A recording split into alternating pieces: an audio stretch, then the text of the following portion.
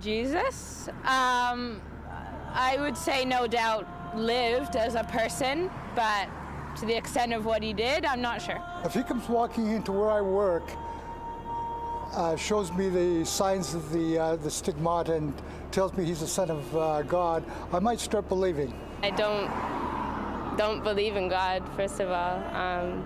Maybe because I grew up in like an age of science. I have a lot of different thoughts and theories on Jesus, but I don't think coming back from the dead is really possible.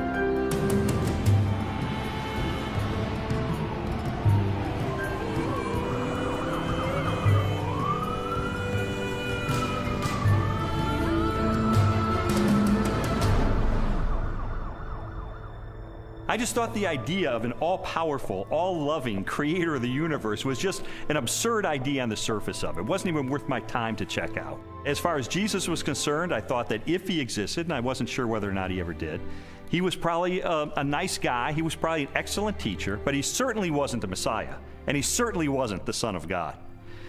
Now, my wife was more in spiritual neutral. She was more of an agnostic, whereas I was more antagonistic toward Christians.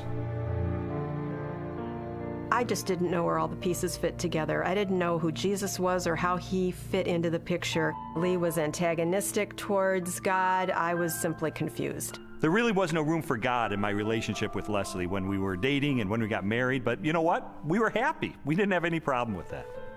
When I first started going to church, Lee responded very negatively. He basically told me that this is not what he had signed up for, that when we had gotten married, he had life planned in a way that did not involve church. My biggest fear with Leslie was that she was going to turn into some religious prude or something, and I thought nothing good can possibly come out of this. But even though I had all these negative ideas of things that were going to happen, in the ensuing months I began to see positive changes in her character and in her values and the way she related to me and the children. And it was winsome and it was attractive. And so when she invited me to go to church with her on January the 20th of 1980, I thought, you know what, I'm going to go. Get her out of this cult, you know, that she's gotten involved in. He did go in with his reporter's notebook so he could take notes and try to find the scandal. Well, the pastor gave a talk that day called Basic Christianity, and he just systematically laid out what it is that Christians believe. And my mind was blown because I had all these misconceptions, and he really did straighten me out on a lot of things. And I remember walking out that day saying two things. First of all, I was still an atheist. He didn't convince me that day that God exists. But secondly, I realized if this is true, this has huge implications for my life. Lee's approach was very different from mine. Mine was mostly a heart issue. I wanted to know that God was real, and the way that was real for me was experientially. And for Lee, it was more about documentation, about being able to have facts that proved it true. Well, I was a journalist, so there was really no problem with me picking up the phone and calling a scholar and saying, hey, I'm Lee Strobel, I'm with the Chicago Tribune. I'd like some background information about the New Testament. And so I would do that, and I thought it was going to be so easy to expose the fallacious thinking behind Christianity. But as it turned out, it took me almost 2 years of my life to investigate these issues. It really was, in a sense, the most exciting story I'd ever pursued as a journalist. I think, unfortunately, because the documents, the New Testament and specifically, were written so far after Jesus' death, that it's really hard to say. I don't know myself that it was real. I was not there, but people were there at that time. So their account of things that happened back 2,000 years ago has been passed down. As an attorney, I rely on evidence. And so, you know, it would be tough to get evidence at this late date. Well, I began my investigation by looking at the gospel accounts. How did I know that the New Testament was telling me the truth when it talked about Jesus? Now, obviously, I didn't accept the New Testament as being the inspired Word of God. I certainly didn't accept it as being inerrant. But what I had to accept it as being, which it undeniably is a set of ancient historical documents. And I knew that historians had criteria that they could apply to determine whether or not these documents are trustworthy. So those are the kind of people who I pursued. I went after the heavy hitters. I went after the expert witnesses who could help me sort through these issues. J.P. Moreland, Biola University. Mark Strauss, Bethel Seminary. Craig Blomberg, Denver Seminary.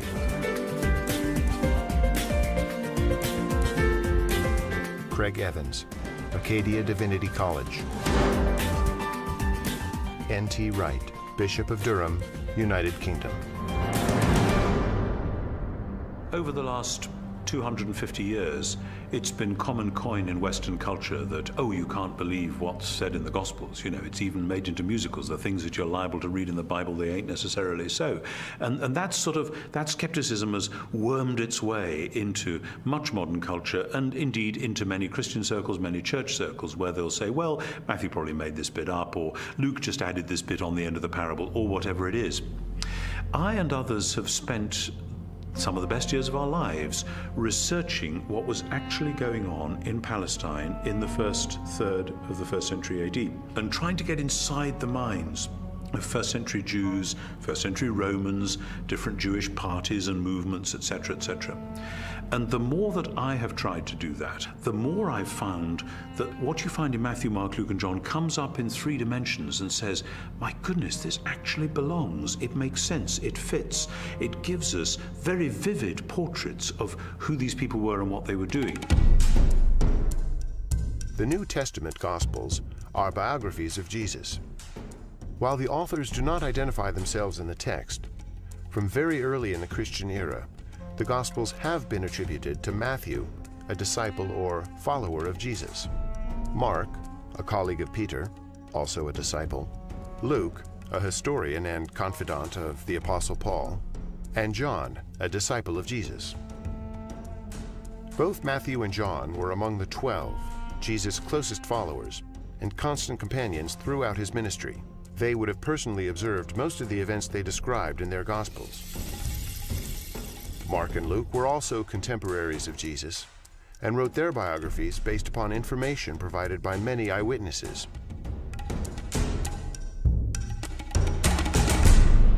I knew from my years as a legal journalist the importance of eyewitness testimony. In fact, the first question that anybody asks is, how many eyeballs are there? How many eyewitnesses do you actually have? And I needed to determine whether or not contemporary scholars have ascertained whether or not the Gospels are rooted in eyewitness testimony. It's become evident to scholars of the first century that the Gospels were actually attempts to write biographies of Jesus. Now, not in the modern sense, because the Gospels are not particularly interested in his early years. But when it comes to Jesus' adult life and his activities, these are biographies. They're very clearly attempts by eyewitnesses to describe exactly what Jesus said and did, and the consensus of New Testament scholarship has moved in that direction.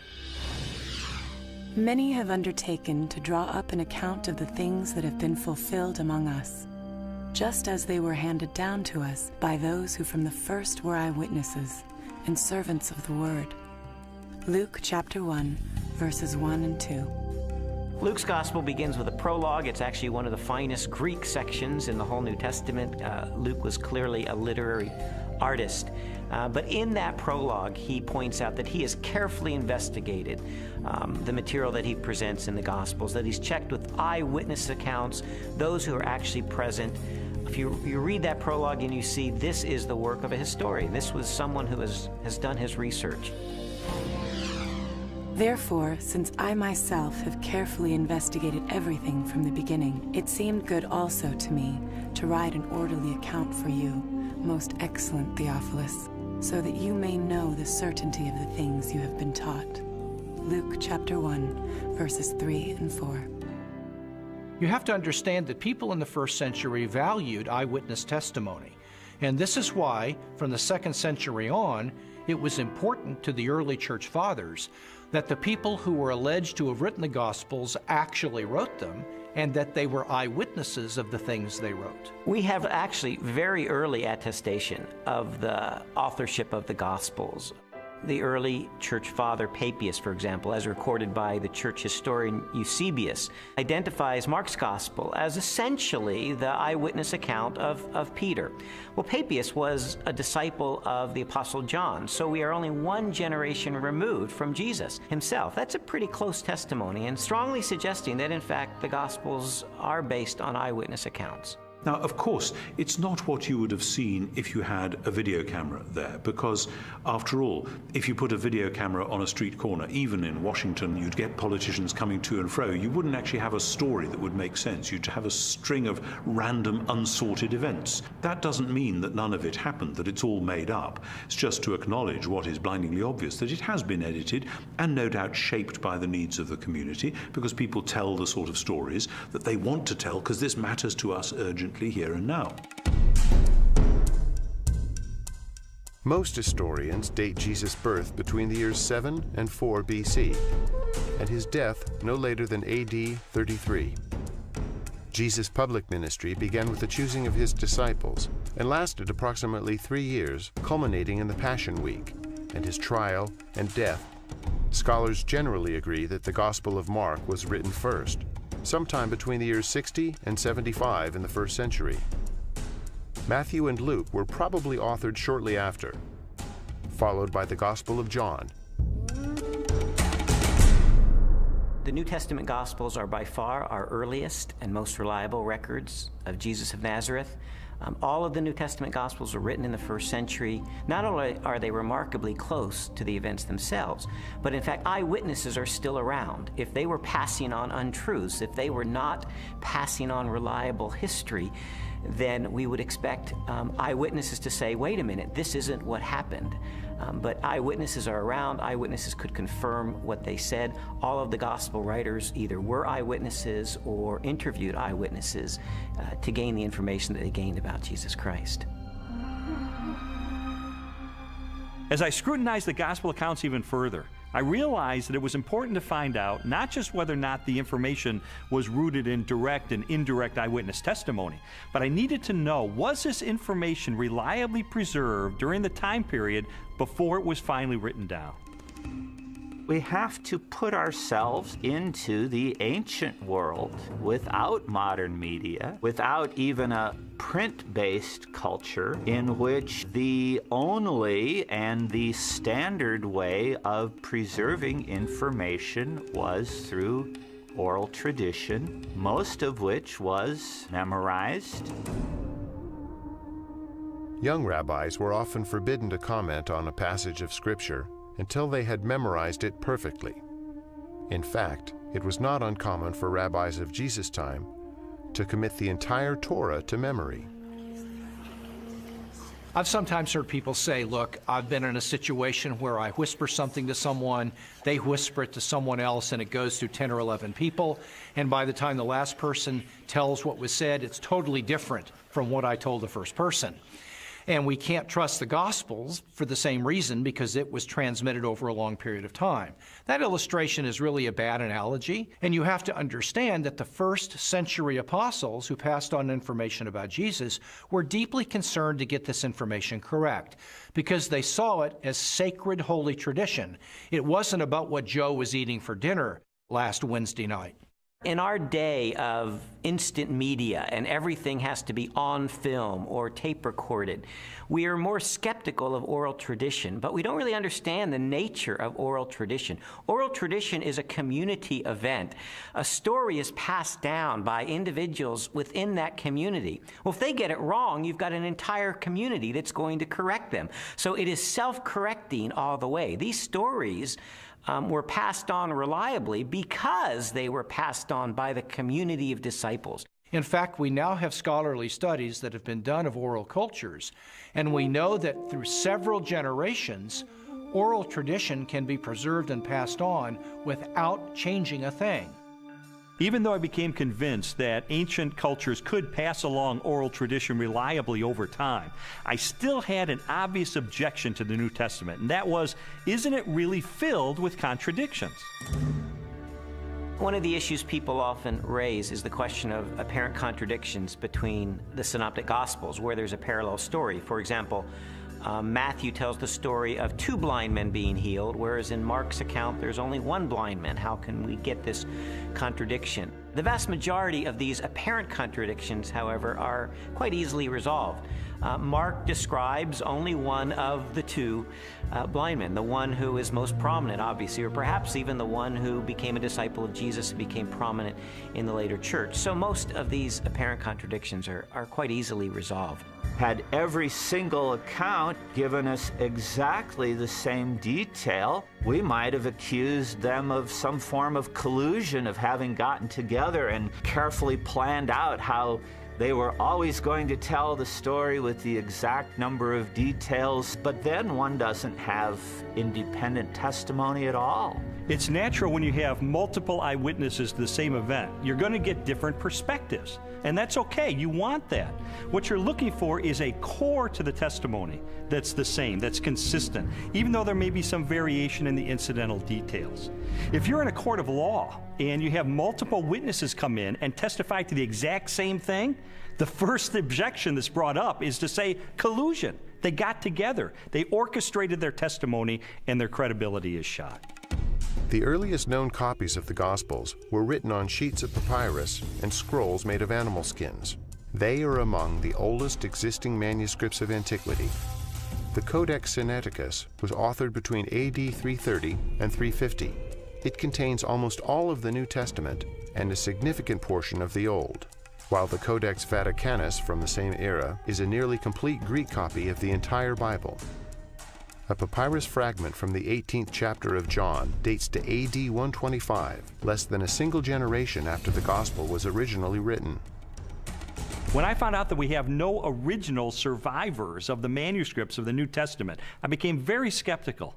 Because if all we have are copies of copies of copies of copies of copies, then how do we know that what we possess today bears any resemblance to what the original said? We have better manuscript attestation for the New Testament than any other ancient document. For example, the Bible of the Greeks, Homer's Iliad, is preserved in maybe 600 manuscripts, the oldest of them 1,000 years after the document was actually written. The New Testament, we have something like 5,000 Greek manuscripts. So everyone agrees, whether liberal or conservative, that we have an incredibly reliable New Testament. We have thousands of manuscripts of the New Testament. We also have virtually the entire New Testament preserved in the quotations of the Church Fathers in the first 4 centuries, so that if we had no copies of the New Testament, we could reconstruct the New Testament from quotations from the early Church Fathers. Following the pattern of my investigation, my next step was to determine whether or not there was any evidence outside the New Testament that corroborates what the New Testament tells us.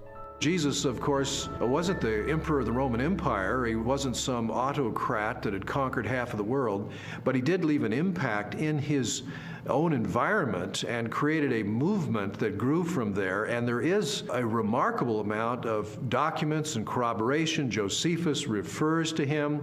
The Roman historian Tacitus refers to him. Suetonius, the political writer, refers to him.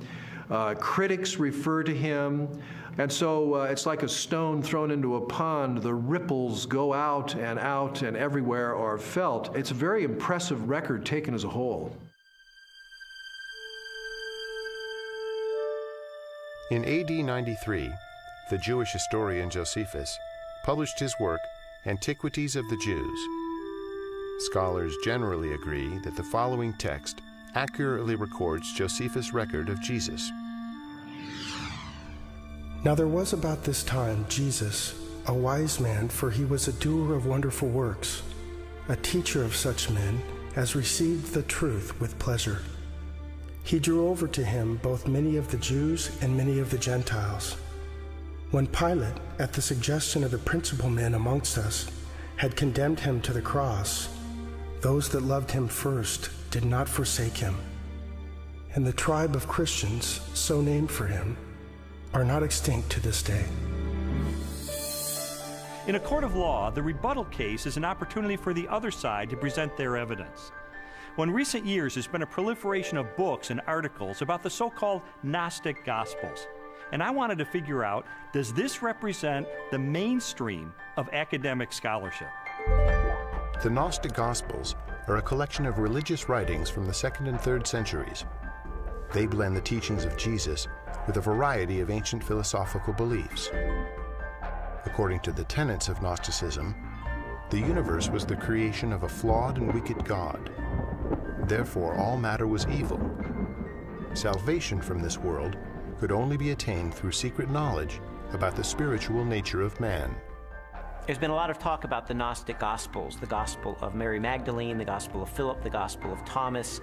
These documents are almost universally recognized to be much later than the New Testament Gospels and not to record historically reliable material related to Jesus. Well, the New Testament Gospels give us a portrait of an early 1st century Palestinian Jesus of Nazareth. The Gospels from the 2nd century, which are mostly Gnostic Gospels, such as the Gospel of Judas, or the Gospel of Thomas, or the Gospel of Philip, or the Gospel of Mary, they give us a very different Jesus. Now, you can pick and choose if you want. You can say, well, I like the 2nd century Gnostic Jesus better. Others might want the early 1st century Palestinian Jesus. But if you're going to be a scholar about it, and you're going to talk about, well, which Gospels really do give us earlier traditions that more reliably reflect the actual historical Jesus, you got to go with the New Testament Gospels every time. There's a view among some that there were all of these different competing views of Jesus Christ, and that the one that won out became the orthodox perspective of Christ reflected in the Gospels. All the evidence runs contrary to that. Jesus was a 1st century Jewish teacher who revealed and demonstrated himself to be the Messiah. That's the presentation we get in Matthew, Mark, Luke, and John, the New Testament Gospels. These later Gospels, these Gnostic Gospels, present a very different Jesus, almost a Greek philosopher, an esoteric Gnostic Jesus. It's clearly not the authentic historical Jesus. What I've come to discover is that the Gospels in the New Testament, Matthew, Mark, Luke, and John, are our best sources for Jesus. And I've also found that they are reliable, and that from these sources we can form a picture that I believe is very accurate, that tells us about Jesus, what he taught, how he was perceived by his contemporaries, and what his life was really all about. Everything from Jesus' parables to his healings, to his controversies, to his warnings, and all of that, the reason they were telling this stuff is that not just it was good advice for them in their own day, but that it actually mattered, that it actually happened. And if it hadn't happened, you're into a totally different worldview, a worldview which is about ideas, which is about self-realization, hugely popular in our culture just now, discovering who I really am. You know, for goodness sake, Jesus didn't come to help me discover who I really am. He came to tell me who he knew I really was and to do something about it. And that's much better news. After a while, as the evidence would accumulate more and more, it was like there were these scales and they began to tip increasingly. And I began to go from a hard-hearted, cynical atheist to someone who was still skeptical, but who was more open-minded, maybe more of a spiritual seeker, someone who was willing to follow the evidence wherever it took me.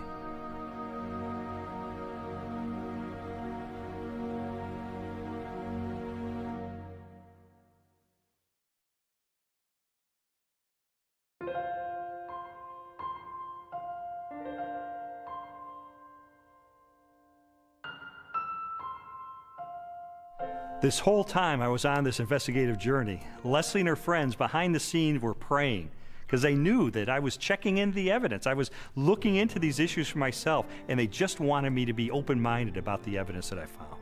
I was feeling like my whole world was opening up into something new and way more exciting and fulfilling than what we had been on. And it was that frustration of trying to help him to recognize that that was the case. Well, Leslie tried several things during this period to try to spur me on in my investigation. It didn't help very much. For instance, she would leave Bible tracts around the house, or she would take a Christian book and highlight certain passages and leave it open on a coffee table, things like that. And it really didn't help, and I told her it was not helping, and she understood that. But I think sort of the whole time she was holding her breath, because this was not a very smooth investigation. He would take 2 steps forward, 3 steps back. Sometimes it looked like he was really getting it, and other times he would just turn into an angry, frustrated person again. And so it was a very frustrating time for both of us. I believe Jesus was a real person. I believe he did live. I guess there are some exaggerations in the Bible, I'd have to say. I don't believe we'll ever know if Jesus was really what everyone thinks he is. I think it's a lot of folklore. I think it's a lot of historical misrepresentations. I think it's a lot of wishful thinking. But I don't think we know, and I don't think we'll ever know, and I don't think there's any way to prove what has been claimed about Jesus for all these years. The biographies of Jesus in the New Testament gave me a lot of information about him. But Christians were saying that he is the Son of God. That's a huge step to take to believe that. And so I sought out more scholars so I could pose to them this question: who was Jesus?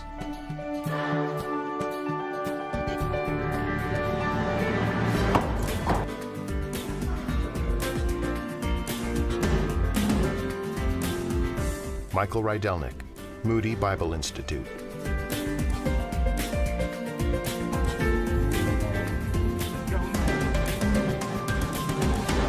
Ben Witherington, Asbury Seminary.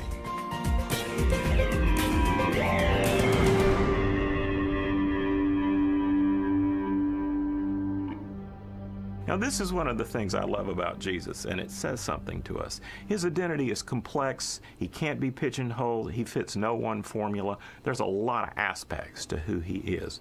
But always, he presents himself as a challenge to the status quo, to preconditioned thinking about what Son of God, what Messiah must be. He's carving out his own niche. He's doing his own thing like a great and creative artist. He is not simply replicating anything from the past. He is taking bits and pieces of prophecies and ideas and wisdom literature and law and you name it, and he's made a whole new gumbo.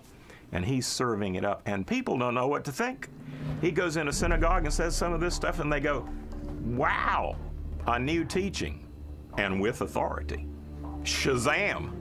Amazingly, people say, you know, no one teaches like him because he spoke with his own authority. Our sages, our rabbis, always taught that you have to teach in the name of someone else. You know, Rabbi so-and-so says in the name of Rabbi so-and-so. That's the way rabbis were taught to teach. Yeshua came and said, you've heard it said, but not what my rabbi taught me, but I say unto you. And he would clarify, even overrule in some ways, the Old Testament law. Well, this law was given by God himself, for Jesus to say, I am the authoritative interpreter of the law. I am the one who has come to fulfill the law.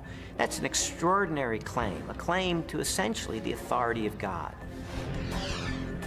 The Spirit of the Sovereign Lord is on me, because the Lord has anointed me to preach good news to the poor. He has sent me to bind up the brokenhearted, to proclaim freedom to the captives. Isaiah 61:1. It's interesting because when Yeshua went into the synagogue, that was the passage he read. And he says, this day, this verse is fulfilled in your hearing. And basically he's saying, I'm the servant that's described here. I'm the one who fulfills this.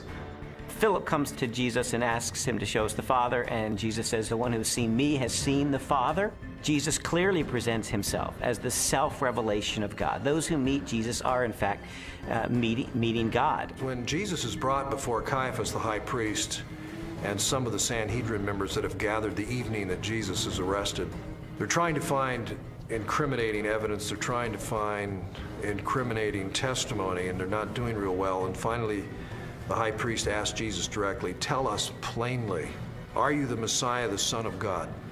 And Jesus says, I am. And you will see the Son of Man seated at the right hand, coming with the clouds of heaven. And there Jesus has combined phrases from Daniel 7 and Psalm 110. Jesus sees himself as this heavenly figure. More than 80 times in the New Testament Gospels, Jesus is identified as the Son of Man. While the human connotations of the phrase are obvious, a broader interpretation is found in an Old Testament scripture written by the Jewish prophet Daniel. In my vision at night I looked, and there before me was one like a son of man, coming with the clouds of heaven. He approached the Ancient of Days and was led into his presence. Daniel 7:13. Many Christians and non-Christians hear the phrase Son of Man, they think Son of God refers to his deity and Son of Man refers to his humanity. That's in part true, but in fact Son of Man has a much greater significance than that as well. The title Son of Man, Jesus draws that title from Daniel chapter 7, where a glorious messianic figure comes before the Ancient of Days, a reference to God, and he is given all glory and power and majesty. That portrait of this glorious Messiah is the one that Jesus identifies himself with. He is the Son of Man. So Son of Man doesn't just mean a human being. His dominion is an everlasting dominion that will not pass away, and his kingdom is one that will never be destroyed. Daniel 7:14. Actually, the phrase Son of Man refers to his humanness and his more than humanness. Because no human being can rule forever unless he's a forever person in some kind of way. In addition to the claims that Jesus makes about himself in the New Testament, there are also reports that he performed the miraculous, that he walked on water and healed the sick and turned water into wine and raised the dead and did exorcisms. And so I had to know, is there evidence that these miracles are a result of his divine nature? Jesus' contemporaries, that is, people who liked him, people who were indifferent, neutral, and people who opposed him, all acknowledged he did extraordinary things. Now, of course, the people who liked Jesus and believed in him and followed him said Jesus did these powerful works because of the Spirit of God. People who opposed him would say, well, I admit he does these amazing things, but it's because the devil is helping him. The Talmud actually speaks of some of these things. In some of the passages that deal with Yeshua, it has him as a magician. And why do they describe him as a magician? It's not flattering. There's a historical recognition here that when Yeshua came, he did miracles, just as Isaiah 35 indicates in the Messianic age. When the Messiah comes, he'll be able to make the blind see and the lame walk. The New Testament Gospels record at least 40 separate miracles performed by Jesus during the course of his ministry. They include healings, exorcisms, mastery over nature, and even raising of the dead. Christian theology has always held that these miracles are part of a total picture that displays the attributes of God himself: unlimited power, total knowledge, ever-present, unchanging, eternal. There's no question that the biographies of Jesus describe him as a worker of mighty deeds. But I wanted to know, does this make him any different than the other miracle workers and magicians of the ancient world? Miracle workers that we find occasionally in the first century are magicians. They use incantations, they use spells, they try to coerce gods or divine figures to work on their behalf. That's very different than Jesus' miracles. Jesus' miracles were to demonstrate the power of the kingdom of God. When he healed the sick, he pointed back to Isaiah's prophecies that when God's kingdom would come, when God's salvation would come, the lame would walk, the blind would see. This was the demonstration that God's kingdom was arriving. He's an exorcist. You don't find any of those in the Old Testament. People were not looking for messianic exorcists. He carves out his own niche. He reveals his identity in his own way. It becomes clear that he is somebody who can take on the powers of darkness himself and win. What kind of person is that? And he doesn't have to use recipes and formulas like other ancient exorcists. He can just call the demon by name and that boy's out of there. One of the most astonishing things that Jesus did was when he claimed to forgive sins. In Mark's Gospel, chapter 2, a man is brought to him, a paralyzed man, and the crowds around him are expecting Jesus to heal him. But instead, the first thing Jesus said is, "Your sins are forgiven." Only God forgives sins. Now, some might say, well, Jesus may have been forgiving sins on behalf of God. But in fact, that's not the way his listeners understood him, because immediately the religious leaders responded to that. Who is this that forgives sins? Only God forgives sins, they claim. But Jesus claims the ability to forgive sins. And that to confirm that he has that authority, he then heals the man. And so a very obvious question arises. That is Jesus the Messiah, the Christ, the Anointed One, the one sent by God to be the Savior of Israel and the world? Christians told me that there are dozens and dozens of ancient prophecies contained in the Old Testament of the Bible, and that they predict the coming of this Messiah, and that Jesus, against all mathematical odds, fulfilled those prophecies. And I thought, this is a little bit like the fingerprint evidence you see in a court of law. I remember covering one particular case where the murderer went through the purse of the victim, and he left one thumbprint on the cellophane wrapper of a package of cigarettes. And it was that thumbprint that led to his conviction for murder. And I thought, in an analogous way, could it be that these ancient prophecies are sort of like that thumbprint on the cellophane? Do they create a thumbprint that only Jesus Christ in all of history manages to match?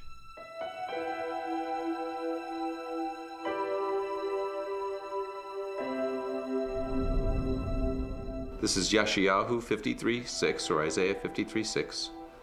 Kulanu katson ta'inu, ish ladarko paninu, vadonai hifnia bo, et avon kulanu.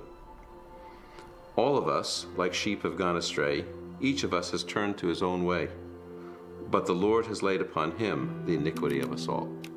I had a friend who wrote this out on a piece of paper. He typed it up on his computer without any verse notations. And he took it around to everyone in his office. He worked in a big office for a motor vehicle bureau in one of the big states in our country. And he showed it to everyone in the motor vehicle bureau and in the state capitol. And he said, just tell me who this is and where it comes from. And every single person that looked at it, Jew or Gentile alike, it didn't matter. Everyone that looked at it read it, and he said, who is this? They said, oh, it's obviously Jesus of Nazareth. That's who it is. And it's from the New Testament. And then my friend would say, but no, it's not from the New Testament. It's from the Hebrew Bible. It was written 8 centuries before Jesus came. Can you believe this? And he showed it to them from Isaiah. And people really had a hard time, because if you read this passage without any kind of presuppositions or bias, you will read it, and it will be really clear that this is the life of Yeshua. Now, could he have fabricated this, or is this just a big coincidence? In the Old Testament, we really have two kinds of prophecies. We have prophecies that are fulfilled uniquely in Christ and prophecies that are fulfilled typologically in Christ. And I do think we need to distinguish between the two. Those that are fulfilled uniquely in Christ were once and for all fulfilled by Jesus. And those are the ones that we can really point to have apologetic value. That is to demonstrate that Jesus was the only person who could have possibly fulfilled this. His birth in Bethlehem is one of those prophecies. His role as the suffering servant of Isaiah 53 is one of those prophecies. His entrance into Jerusalem on a donkey from Zechariah chapter 9. These are clear evidence that Jesus is fulfilling the Old Testament. The most amazing part of Isaiah's prophecies is in Isaiah 9, when it speaks about the Son of David coming to be the king, to sit on the throne of David and have an eternal righteous kingdom. And everyone knows it from Handel's Messiah. Unto us a son is born, unto us a child is given. And the idea of this verse is that the Messiah will actually be born, physically born. And then it says, and his name shall be called Wonderful Counselor, Mighty God, Father of Eternity. In other words, he's the creator, the author of time. Some skeptics have said that Jesus could have engineered the fulfillment of these prophecies. Of course, Jesus could not have determined where he was going to be born, so to be born in Bethlehem, obviously he could not have engineered that. Also, as the suffering servant, it would have been difficult for him to engineer such a specific fulfillment of Isaiah 53. But on the other hand, the fact that Jesus performed certain actions that in fact fulfilled prophecies only demonstrates that he was indeed the Messiah. Anyone who enters Jerusalem riding on a donkey, in obvious fulfillment of Zechariah 9:9, is saying, yes, I am the Messiah. So we certainly have a glimpse in that fulfilled prophecy of the self-consciousness of Jesus, that he truly believed that he was the Messiah. Scholars have determined that Jesus fulfilled at least 4 dozen major prophecies, each written a minimum of 3 centuries before his birth. Their content ranged from specific details about his life to the symbolic implications of his death. Psalm 22 gives a poetic picture by David, written in the first person, of what the Messiah will be like in his suffering. And one of the things he says is that they will pierce my hands and my feet. Now, David wrote before crucifixion was known, probably by about 300 years. So Isaiah 53 says he was pierced through. It gives us the reason for his death. He was pierced through for our iniquities. So there's a purpose. He dies not just because he's a martyr, but because he's a substitution for sin. A college professor of mathematics and science named Dr. Peter Stoner wanted to determine what the odds were that any human being throughout history could fulfill the messianic prophecies. So he had his students come up with very conservative estimates of the likelihood of any human being fulfilling certain of these predictions, and then they just ran the numbers. And what they determined is that the odds of any human being fulfilling 48 of these ancient prophecies would be 1 chance in a trillion.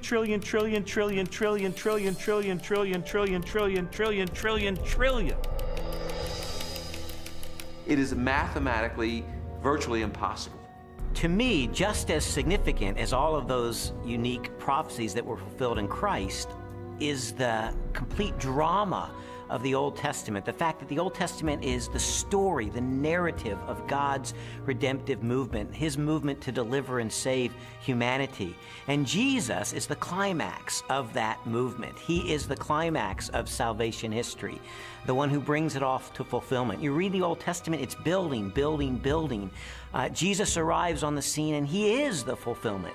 And he recognizes himself clearly as the climax of God's plan of salvation for all humanity. This whole case was sort of like one of those jigsaw puzzles where you don't know what the ultimate picture is going to be. You just put together the pieces, and as I was putting together all of the evidence, it started to take shape, and I sort of stepped back and I could see that it was a portrait of Jesus Christ.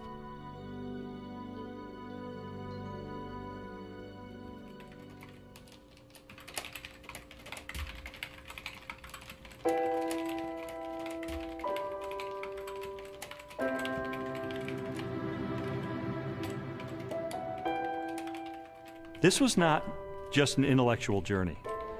There was a very real emotional component to this, because I would find things along the way that would challenge me and my worldview on a very deep level. And I would recoil from it, and I wouldn't want to believe it. And I mean, there were so many reasons why I didn't want there to be a God, because I did not want to be held accountable for my life.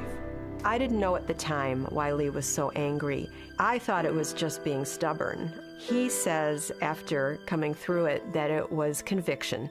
It seemed that the more Leslie's values were changing and her character was being transformed and the way she related to me and the children was changing, it would highlight the contrast with my life. I was feeling fearful and angry as well that he was being affected by it in the way that he was. I mean, the truth is, I felt like I was losing Leslie. She was being pulled away from me into this Christian subculture. I didn't fit in there. I'm the atheist. I'm the skeptic. And yet I felt like she was being pulled away, and I loved her. I didn't want to lose her. And it got to the point where I was so angry over the whole thing. One day I just reared back and I kicked a hole in our living room wall, just out of rage over the situation. It was a very ugly scene right in front of Leslie, right in front of our little girl. They were crying, and I didn't want to lose her.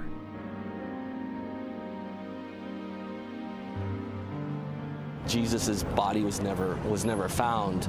And so, yeah, and they predicted it. Well, you know, he talked about it, and it was predicted, and it happened. I mean, it's this easy. It's as simple as that. We just tend to complicate it, man. No, not physically, not his physical body. So when they came the following morning and rolled back the great stone in front of the tomb, and he wasn't there. No, it must have been dark in that. I don't know. They must have missed him. No, I don't think physically a physical body can rise. I don't think that he was yanked out of that, or physically walked out and walked down the street and met with him. It just doesn't make any sense to me. For more than a year, I'd investigated the historical record for the reliability of the New Testament. I'd looked at the identity of Jesus. But now it was time to look at the ultimate evidence for who he really was, the purported resurrection of Jesus from the dead. And for that, I went to the best scholars that I could track down.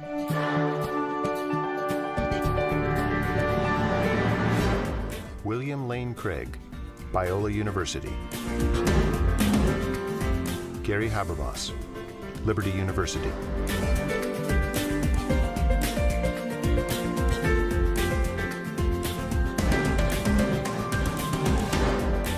Michael Licona, North American Mission Board.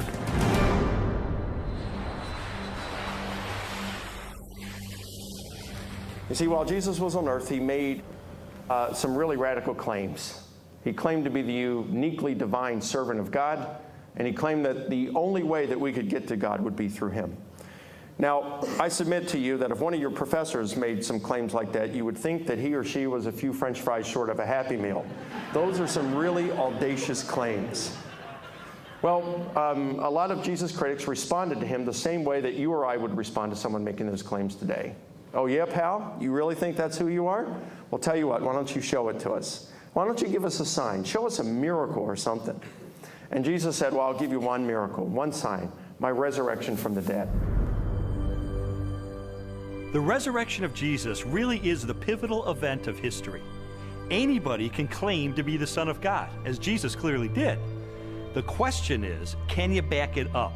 What evidence is there to support your claim? What credentials do you have? And if Jesus really did return from the dead, that's excellent evidence that he is who he claimed to be, the one and only Son of God.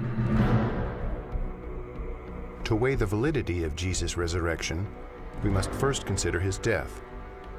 Many skeptics have proposed that Jesus merely fainted on the cross, or was drugged, and later escaped as part of a conspiracy. By contrast, the four gospel narratives collectively describe the events of his public beating, death by crucifixion, and burial. Pilate had Jesus flogged and handed him over to be crucified.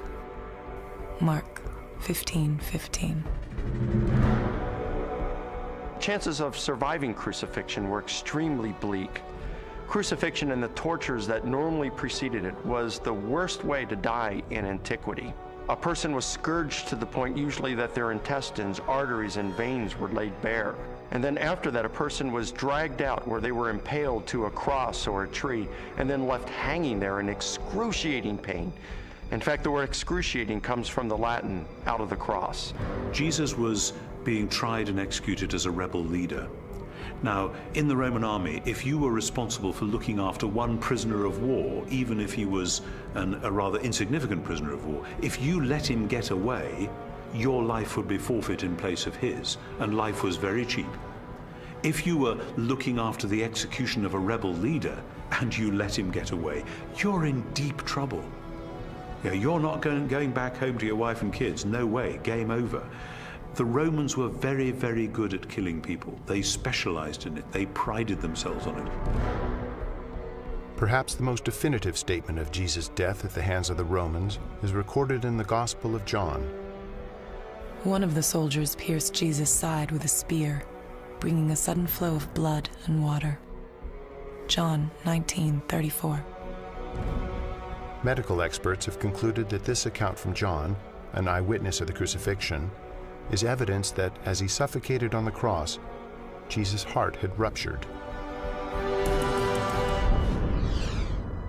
There came a rich man from Arimathea named Joseph. Joseph took the body, wrapped it in a clean linen cloth, and placed it in his own new tomb that he had cut out of the rock. Matthew 27, 57 through 60. All four Gospels tell us that Jesus was buried in the tomb of Joseph of Arimathea. That's a remarkable statement, and certainly a historical statement. The evidence for that is, first of all, Joseph of Arimathea is identified as a member of the council, the Sanhedrin, that condemned Jesus. The presence of Joseph of Arimathea in the empty tomb narrative indicates that this is a historically reliable account of what really happened. His name would have been known to people in those days very much like a United States senator would be known today.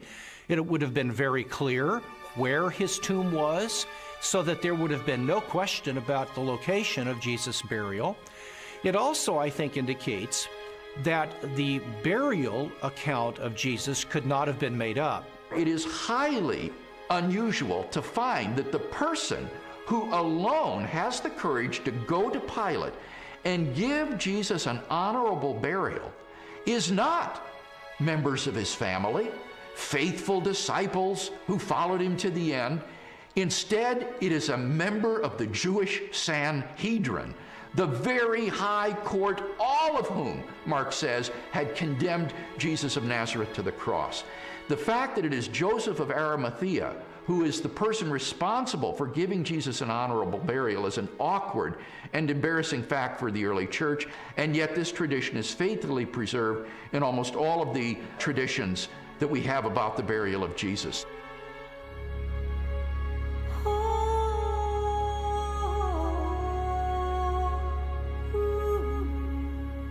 If Jesus really was killed by the Romans, if his body really was buried in the tomb of Joseph of Arimathea, then the next focus of my investigation became obvious. On the first Sunday after the crucifixion, was the tomb of Jesus Christ really empty?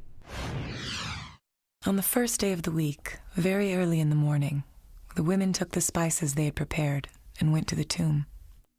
Luke 24, 1. The empty tomb story also has a very embarrassing feature of it that is preserved in the memory of the early church, namely the discovery of the empty tomb by women.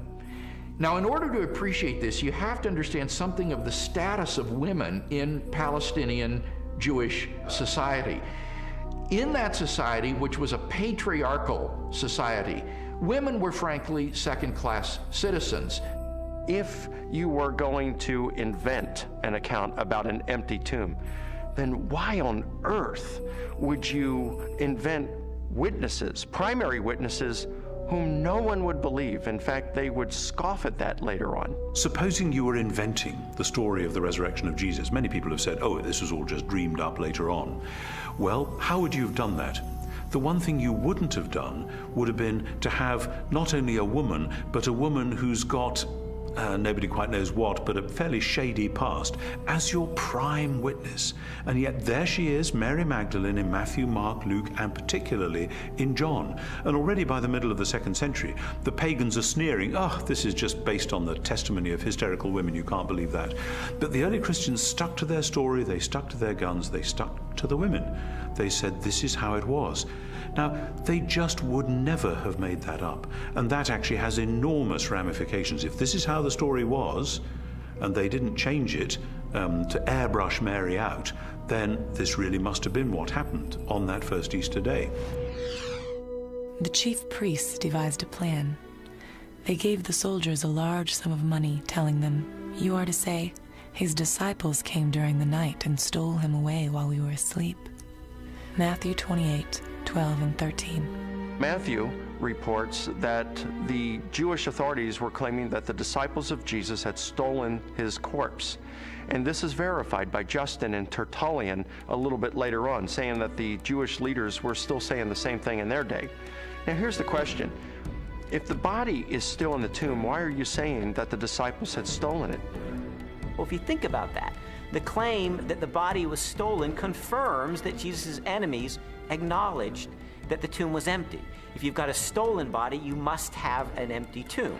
If the tomb was not empty, Jesus' opponents would surely have gone and got the body and shown it as soon as the disciples began proclaiming the resurrection. I found the evidence for the empty tomb very convincing, but you know what? That didn't tell me what happened to Jesus. Is it true that hundreds of people really saw him alive after the crucifixion? My research took me to a letter that the Apostle Paul wrote to the church at Corinth, and it contains the earliest passage of all about what happened to the resurrected Jesus. He was raised on the third day. He appeared to Peter and then to the 12. After that, he appeared to more than 500 of the brothers at the same time. Then he appeared to James, then to all of the apostles.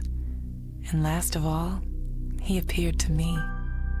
1 Corinthians 15, 4-8. Paul, who is a first-generation Christian, having met and seen the resurrected Jesus, describes resurrection appearances to Peter, to the apostles, to James, and finally to himself. And he also mentions 500 people who saw Jesus alive. So we have eyewitness first-hand account of someone who himself saw Jesus alive and knows of 500 people or so who saw Jesus alive. That's extraordinarily strong evidence. These people, Paul tells us, were still alive at the time that he was telling the Corinthians about it. And his implication is we have hundreds of people who actually saw Jesus risen from the dead. If you don't believe me, you can ask them about it because they're still alive. In 1 Corinthians 15, Paul tells the Corinthian church that he passed on what he received. He uses the language, actually, of a formal transfer of tradition. What he received, and then he describes the resurrection of Jesus Christ and the resurrection appearances.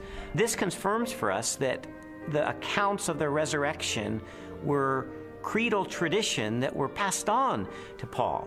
So if 1 Corinthians was written in the early to mid-50s of the first century, these traditions were much earlier than that, going back to the period of Paul's conversion in the 30s. So that pushes the accounts of the resurrection to a very, very early date. Paul seems to think that the best argument for this text is that he received it from trustworthy persons. I gave you what I was given. The answer's right. I went to the right people. And critics believe that Paul got this material. Generally, they say he received it in Jerusalem about 35 AD. First of all, he's early. He's writing within 20 to 35 years of the purported event itself, because he's quoting from a creed, an oral formula, tradition that predates the writing of the New Testament, for which most scholars date to between 3 to 5 years of the crucifixion itself. 1 Corinthians 15, 3-7 provides evidence that belief in the resurrection was already present among Jews within 2 to 3 years after Jesus was killed. That means that the resurrection stories aren't something that evolved over 30, 40, 50 years after the crucifixion of Jesus. So we have the empty tomb, we have the eyewitnesses, we have the early accounts. The question is, are there any other additional facts, circumstantial evidence, to support the resurrection? While the Apostle Paul described hundreds of eyewitnesses to the resurrected Jesus, the full impact of the event is perhaps best measured by the subsequent growth of the early Christian church in the face of intense persecution. In the 2nd century, the Roman historian Tacitus wrote, "Nero inflicted the most exquisite tortures on a class hated for their abominations, called Christians by the populace. Christus, from whom the name had its origin, suffered the extreme penalty at the hands of one of our procurators, Pontius Pilate, and a most mischievous superstition, thus checked for the moment, again broke out not only in Judea, but even in Rome." Even the most critical, skeptical scholars recognize that the earliest disciples at least believed that God had raised Jesus from the dead. In fact, they pinned nearly everything on it. Without belief in Jesus' resurrection, the early Christian movement could never have come into being. They recognized in Jesus something special, but they wondered if they were mistaken when he died. They didn't anticipate that. Suffer maybe, but die at the hands of Pontius Pilate, the Roman governor? In fact, even when the first reports of his resurrection reached their ears, they were still doubtful and skeptical. But when they met the risen Lord, their skepticism was transformed into a very confident faith, a great joy, and a determination to preach the good news to everyone else. And I think that's the part that's awfully hard to refute, because we have this turnabout, this transformation of a discouraged and bewildered following on the basis of the good news. Somehow you have to explain the explosion from scared followers who run away to let's worship him, let's sing to him, let's pray to him. If there was no resurrection, and more to the point, if there was no resurrection appearances of Jesus, to those who doubted and were discouraged and denied and betrayed Jesus, we would not be sitting here talking about this today. Other messianic figures had risen in the past, had claimed to be somebody, and had been suppressed and killed by the Romans. Yet no movement arose around those dead messiahs. But these disciples of Jesus were willing to go to the ends of the earth proclaiming the gospel message, were willing to suffer and die for that. The transformation from a bunch of defeated cowards to boldly, fearlessly proclaiming the gospel, even to the point of death, to me confirms that something happened on that first Easter morning. I have worked much harder, been in prison more frequently, been flogged more severely, and been exposed to death again and again. 2 Corinthians 11:23. After Jesus' crucifixion, the disciples lived lives of hardship for 20, 30, 40 years, suffered greatly in their ministries, and eventually suffered martyrdom and execution without recanting for their belief that they had seen Jesus risen from the dead. I mean, what were they gaining? Were they becoming rich? They're running around the countryside. They're, in some cases, abandoning their family for periods of time so they can preach. What they got for their efforts is death, in many cases. You also have to remember that the disciples died not just for something they believed was true. They died for something they actually saw with their own eyes. It's much more difficult to explain that away than it is for someone who dies for a belief and they're sincerely wrong. I came across a bit of evidence I really found fascinating.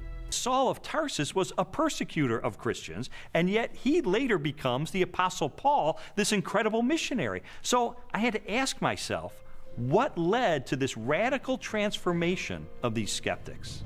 Sometimes people will come to believe something they wish to be true.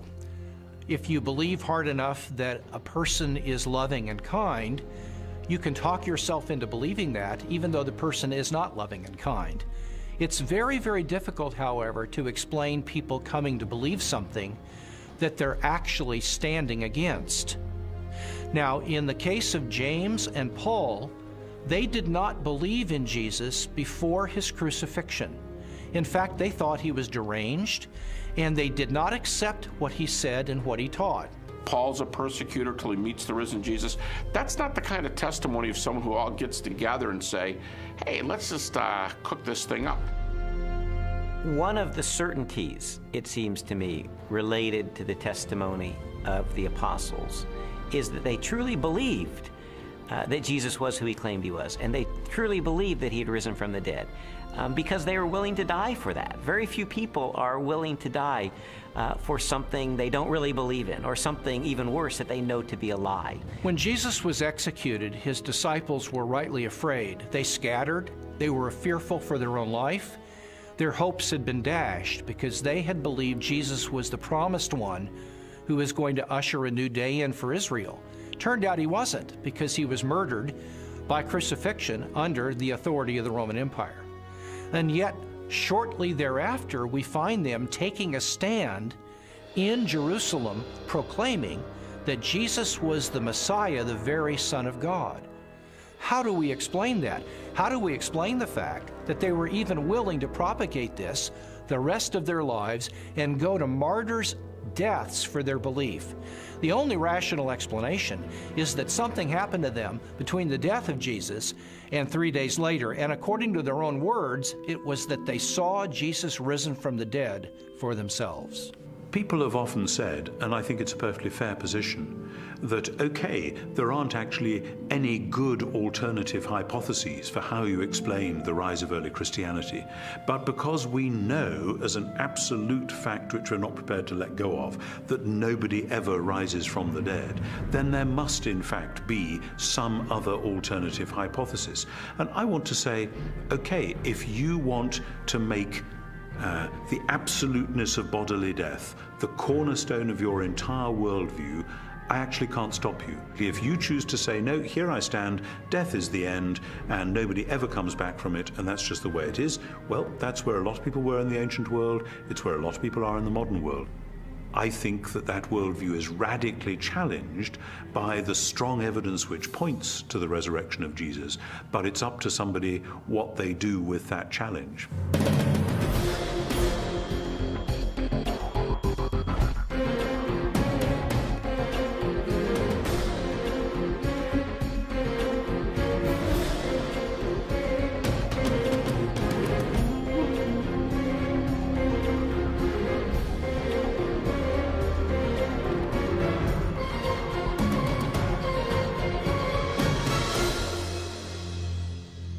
The evidence accumulated over time until November the 8th of 1981, which is sort of when I reached a critical mass.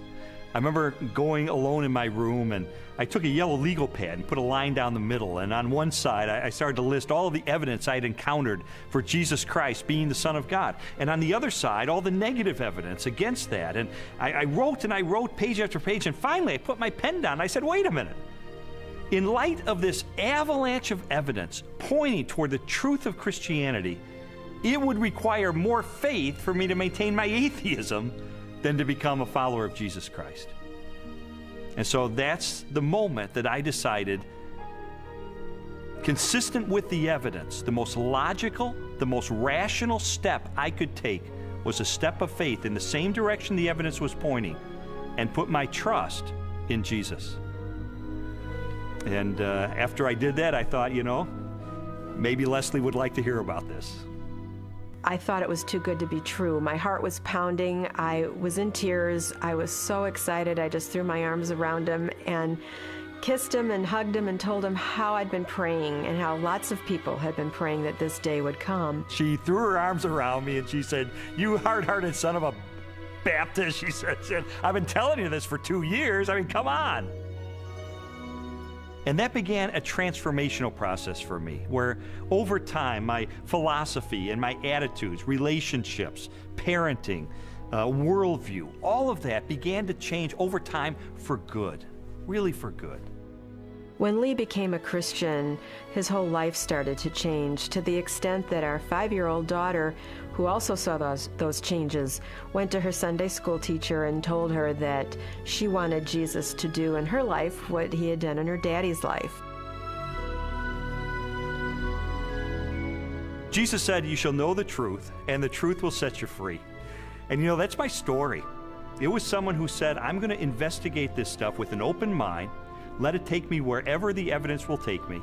And what I discovered in the end is Jesus made the claim that he is the truth, that everything hinges on his identity. In fact, everything hinges on the resurrection, because anybody can claim to be the Son of God.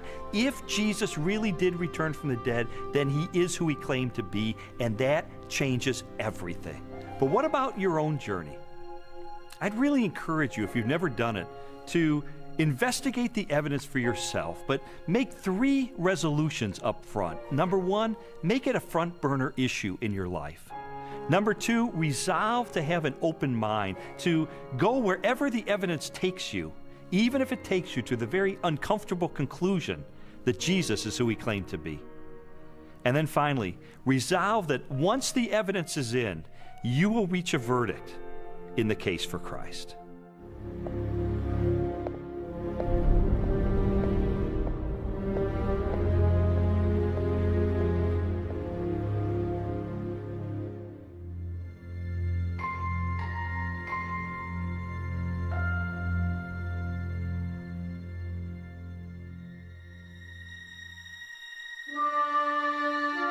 Amen.